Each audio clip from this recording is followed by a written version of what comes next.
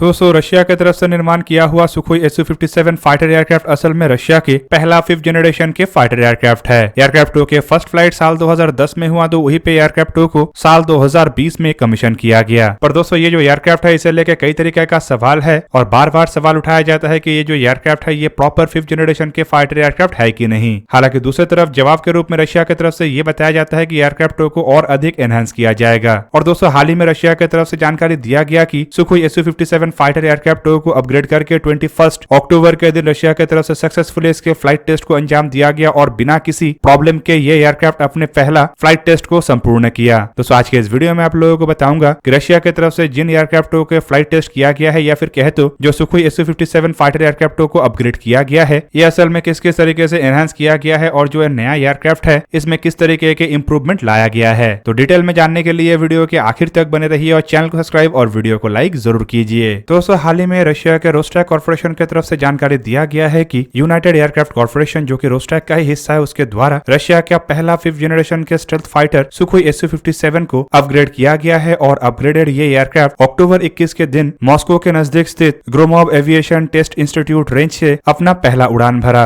उड़ान को असल में सुखोई डिजाइन ब्यूरो के टेस्ट पायलट सर्गे बोगडान की तरफ से अंजाम दिया गया। रोस्टैक कॉर्पोरेशन के अपने बयान में ये भी जानकारी दिया गया कि इस उड़ान के दरमियान एयरक्राफ्ट 2 में किसी भी तरीके का कोई भी मुश्किल नहीं आया और एयरक्राफ्ट करीबन 56 मिनट तक बिना किसी प्रॉब्लम के उड़ान भरता रहा। रिपोर्ट में यह भी दावा किया जा रहा है कि नया अपग्रेडेड एयरक्राफ्टों में कई तरीके के नए इक्विपमेंटों का इस्तेमाल किया गया है जिनमें बताया जा रहा है कि एक नया AI बेस मतलब artificial intelligence base supported system का भी इस्तेमाल किया गया है जो पायलट को सपोर्ट करने के साथ साथ नए हथियारों को भी ऑपरेट कर सकेगा। रशिया की तरफ से यह भी दावा किया जा रहा है कि जो नया आर्टिफिशियल इंटेलिजेंस बेस सिस्टम है ये पायलट के बिहाफ पे कुछ मैन्यूवर को भी अंजाम देने में सक्षम है, जबकि इसके अलावा एयरक्राफ्ट को कंट्रोल करने के साथ साथ कुछ हथियारों को भी ये फायर कर सकेगा। अपग्रेडेड वर्जन को लेकर ये भी बताया जा रहा है कि इसमें इंजन के परफॉर्मेंस को भी इंप्रूव किया गया है। हालांकि दोस्तों 21 तारीख के दिन रशिया के डिफेंस मिनिस्टर सर्गे शोइगु की तरफ से भी एक न्यूज चैनल को इंटरव्यू देते हुए जानकारी दिया गया है कि रशिया के जो Sukhoi Su-57 stealth fighter aircraft है इसके द्वारा यूक्रेन के अंदर लड़े गए लड़ाई के दरमियान अपने सेल्फ डिफेंस कैपेबिलिटी को भी प्रदर्शित किया गया और कई तरीके के एयर डिफेंस मिसाइलों के खिलाफ ये बेहतरीन कैपेबिलिटी प्रदर्शित कर चुका है। सर्गे शोइगु की तरफ से यह भी बताया गया है कि इन सभी बातों में से सबसे महत्वपूर्ण बात यह है कि सुखोई Su-57 फाइटर एयरक्राफ्ट में नया हथियार लगाया गया है। उनके द्वारा यह भी कहा गया कि इन हथियारों को रशिया की तरफ से टेस्ट किया गया है और रशिया के ये हथियार बेहतरीन परफॉर्मेंस दिखाया है, जबकि इसके अलावा इसे लेकर डिस्क्राइब करने को लेकर और कुछ कहने का आवश्यकता नहीं है। हालांकि मिस्टर शोइगु की तरफ से ये जानकारी नहीं दिया गया कि एग्जैक्टली किस टाइप के हथियारों का इस्तेमाल सुखोई Su-57 के द्वारा किया जा रहा है और क्या ये नया हथियार रशिया की तरफ से यूक्रेन के साथ लड़े गए लड़ाई के दरमियान भी इस्तेमाल किया गया। दोस्तों कुछ रिपोर्टों में दावा किया जा रहा है कि रशिया की तरफ से जो सुखोई Su-57 का निर्माण किया गया है इनमें करीब 12 एयरक्राफ्ट ऑपरेशनल वेरिएंट है जो कि रशियन एयरफोर्स में शामिल है, जबकि ऑफिशियली बताया जाता है कि 6 एयरक्राफ्ट रशिया के बेड़े में ऑपरेशनली शामिल किया गया है। हालांकि इसके अलावा कई सारे प्रोटोटाइपों का भी निर्माण रशिया की तरफ से किया गया है जिसे लगातार टेस्ट किया जा रहा है। हालांकि जिन एयरक्राफ्टों को अब तक निर्माण करके रशिया के बेड़े में शामिल किया गया है उन एयरक्राफ्टों को लेकर कई तरीके के सवाल भी है, खास करके एयरक्राफ्टों में इस्तेमाल होने वाले इंजनों के स्टेल्थ परफॉर्मेंस मतलब रडार सिग्नेचर को कम करने की क्षमता और एयरक्राफ्टों में इस्तेमाल होने वाले active electronical scan array radar को लेकर बार बार सवाल उठता है। हालांकि दोस्तों जिन इंजनों का इस्तेमाल किया गया है उसे लेकर दावा तो किया जाता है कि ये सुपर क्रूजर कैपेबिलिटी का है, लेकिन कुछ जगह में बताया जाता है कि ये प्रॉपर उस तरीके का इंजन नहीं जो 5th जनरेशन के फाइटर एयरक्राफ्टों में इस्तेमाल होना चाहिए। इंजनों के हीट सिग्नेचर को लेकर भी सवाल उठता है और कहा जाता है कि ये जो इंजन है ये इतना हीट जनरेट करता है कि इसे आसानी से रडार के द्वारा पकड़ा जा सकता है। हालांकि अपग्रेडेड एयरक्राफ्टों को बनाकर टेस्ट करने का जो दावा किया जा रहा है उसमें अगर रशिया की तरफ से नए active electronical scan array radar का डेवलपमेंट करके उसका टेस्ट किया गया होगा तो ये रशिया के 5th जनरेशन के फाइटर एयरक्राफ्टों को और एक कदम मजबूत करेगा। हालांकि इसके अलावा रशिया को और भी कई तरीके के प्रॉब्लम को अभी भी सॉल्व करना बाकी है और दोस्तों माना जा रहा है कि इन प्रॉब्लमों को रशिया की तरफ से सॉल्व करने के लिए और थोड़ा समय लगेगा। हालांकि दोस्तों इंजनों को लेकर जो सवाल उठता है उसमें बताया जाता है कि फिलहाल सुखोई Su-57 में जिन फाइटर एयरक्राफ्टों के इंजनों का इस्तेमाल किया जा रहा है वो असल में सुखोई 35 फाइटर एयरक्राफ्टों के लिए ही डेवलप किया गया था। कुछ नए इंप्रूवमेंट के साथ इन इंजनों को सुखोई Su-57 में इस्तेमाल तो किया जा रहा है, लेकिन इन इंजनों के सहारे सुखोई Su-57 फाइटर एयरक्राफ्टों की कैपेबिलिटी सुखोई 35 के मुकाबले में ज्यादा कुछ अधिक नहीं है। दोस्तों सुखोई Su-57 फाइटर एयरक्राफ्टों में इस्तेमाल किए जाने वाले इंजनों को AL-41F1S इंजन कहा जाता है। हालांकि दोस्तों अगर इन एयरक्राफ्टों को F-22 या F-35 एयरक्राफ्टों के बराबर लाना है तो इसमें एक प्रॉपर 5th जनरेशन के इंजन का इस्तेमाल का आवश्यकता है और रशिया ऐसा एक इंजन का भी डेवलपमेंट कर रहा है जिसे इजडेलिया इंजन का नाम दिया गया है। वैसे तो दोस्तों इन एयरक्राफ्टों को F-22, F-35 जैसे एयरक्राफ्टों के ही तर्ज पे बनाया गया है और एयरक्राफ्टों के डिजाइन में भी ऐसे कुछ इनोवेशन है जो कि इन एयरक्राफ्टों को एक बेहतरीन एयरक्राफ्ट बनाता है। लेकिन ये जो दो बड़े खामी है मतलब रडार और इंजन, इनके कारण एयरक्राफ्टों के जो कैपेबिलिटी है वो घट रहा है। दोस्तों सुखोई Su-57 फाइटर एयरक्राफ्टों को रशिया की तरफ से एक स्टेल्थ मल्टी रोल एयरक्राफ्ट के रूप में डेवलप किया गया है जो कि ग्राउंड अटैक से लेकर मैरीटाइम स्ट्राइक और एयर टू एयर कैपेबिलिटी से लैस है। इन एयरक्राफ्टों को super manoeuvrable, super cruiser, integrated avionics और इंटरनल वेपन बे कैपेबिलिटी के साथ डेवलप किया गया है। रशिया इन एयरक्राफ्टों के इस्तेमाल करके अपने बेड़े के पुराने हो चुके MiG-29 और सुखोई 27 जैसे एयरक्राफ्टों को रिटायर्ड भी करना चाहता है। हालांकि ये भी खबर है कि रशिया इन एयरक्राफ्टों को एक्सपोर्ट भी करना चाहता है, जिसके लिए एक एक्सपोर्ट ओरिएंटेड वेरिएंट मतलब सुखोई Su-57E का भी डेवलपमेंट किया जा रहा है। दोस्तों सुखोई Su-57 फाइटर एयरक्राफ्टों के फर्स्ट फ्लाइट साल 2010 में हुआ था, पर इसे एयरफोर्स के बेड़े में शामिल करने के लिए 10 साल इंतजार करना पड़ा, जिसके पीछे कई तरीके के कारण हैं, जैसे कि एयरक्राफ्टों के स्ट्रक्चर में कुछ इशू होने के कारण फर्स्ट फ्लाइट के बाद एयरक्राफ्टों को कई बार मॉडिफाई किया गया और कई बार इसे ट्रायल किया गया। जबकि इसके अलावा एक प्रोटोटाइप के टेस्ट के दरमियान इंजन में आग लग जाने के कारण भी एयरक्राफ्टों के प्रोजेक्ट में काफी लंबा डिले हुआ। हालांकि दोस्तों एयरक्राफ्ट के एक प्रोडक्शन वेरिएंट भी इंडक्शन से पहले हादसे का शिकार बन गया, जिस कारण एयरक्राफ्टों के इंडक्शन में भी डिले हुआ। हालांकि इन सभी डिले के बाद साल 2020 के दिसंबर महीने में आखिरकार रशिया को अपना पहला ऑपरेशनल 5th जनरेशन के सुखोई Su-57 फाइटर एयरक्राफ्ट मिला और बताया जाता है कि ये जो एयरक्राफ्ट है इसके सर्विस लाइफ करीब 35 साल तक है। बेसिकली दोस्तों इस एयरक्राफ्ट के अगर डिजाइन को देखा जाए तो इसे काफी वाइड बॉडी एयरक्राफ्ट के रूप में देखा जाता है और इसके जो दो विंग है वो काफी अधिक चौड़ा है। एयरक्राफ्ट में जो दो इंजनों का इस्तेमाल किया गया है वो भी अपने आप में काफी डिस्टेंस में भी है।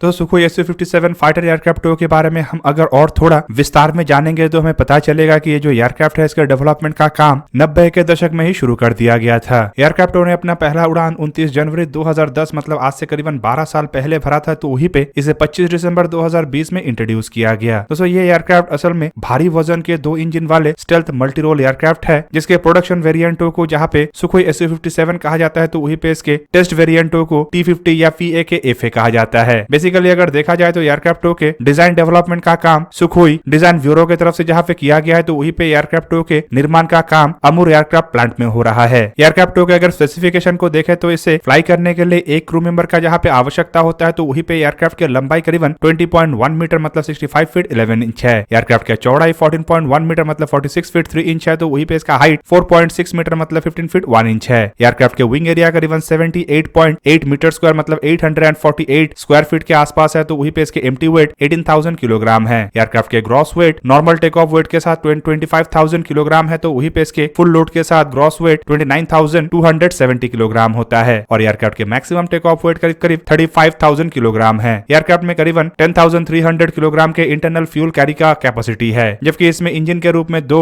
Saturn AL41F1 after burning turbofan engine का इस्तेमाल किया गया है, जिससे लेके बताया जाता है कि इसका ड्राई थ्रस्ट 88.3 किलोन्यूटन है, जबकि आफ्टर बर्निंग थ्रस्ट करीबन 142.2 किलोन्यूटन के आसपास है। जबकि रशिया का यह भी क्लेम है कि इमरजेंसी पावर का इस्तेमाल करके ये जो इंजन है ये 147.1 किलोन्यूटन के थ्रस्ट तक जनरेट कर सकता है। एयरक्राफ्ट के परफॉर्मेंस को लेकर बताया जाता है कि इसकी अधिकतम रफ्तार हाई ऑल्टीट्यूड में करीबन मार्क 2 मतलब 2135 किलोमीटर पर आवर है, जबकि इसके सुपर क्रूजर रफ्तार मतलब बिना आफ्टर बर्निंग के सुपरसोनिक रफ्तार में उड़ान भरने का क्षमता मार्क 1.3 है मतलब 1400 किलोमीटर पर आवर है। तो वहीं पे एयरक्राफ्ट के रेंज को लेकर बताया जाता है कि इंटरनल फ्यूल और ऑनबोर्ड दो फ्यूल टैंक के सहारे ये एयरक्राफ्ट सबसोनिक रफ्तार में 3500 किलोमीटर से 4500 किलोमीटर तक उड़ान भर सकता है, जबकि सुपरसोनिक रफ्तार में यही रेंज 1500 किलोमीटर है। एयरक्राफ्ट के सर्विस सीलिंग करीबन 20,000 मीटर मतलब 66,000 फीट के आसपास है, तो वहीं पे ये एयरक्राफ्ट +9G के दबाव झेल सकता है। हथियार के रूप में एयरक्राफ्ट में 31 मिलीमीटर के मेन गन का इस्तेमाल किया गया है, तो वहीं पे इसके अलावा एयरक्राफ्ट में करीबन 12 हार्ड पॉइंट मतलब 6 इंटरनल और 6 एक्सटर्नल हार्ड पॉइंट है। इन हार्ड पॉइंटों में एयर टू एयर मिसाइल के रूप में R-77M, R-74M2, इसडेलिया 810 जैसे मिसाइलों को जहां पे कैरी किया जा सकता है, तो वहीं पे इसके अलावा R-37 जैसे हाइपरसोनिक लॉन्ग रेंज के मिसाइलों को भी कैरी किया जा सकता है। एयरक्राफ्ट में एयर टू सरफेस मिसाइल के रूप में KH-38M, KH-59 MK2 जैसे मिसाइलों को लगाया जा सकता है, तो वहीं पे एंटीशिप मिसाइल में KH-35U, KH-31 जैसे मिसाइलों को ये एयरक्राफ्ट कैरी कर सकता है। एंटी रेडिएशन मिसाइल के रूप में KH-58 USHK मिसाइलों को ये कैरी कर सकता है, जबकि इसके अलावा KAV सीरीज के 250 और 500 गाइड बॉम्ब्स को ये कैरी कर सकता है।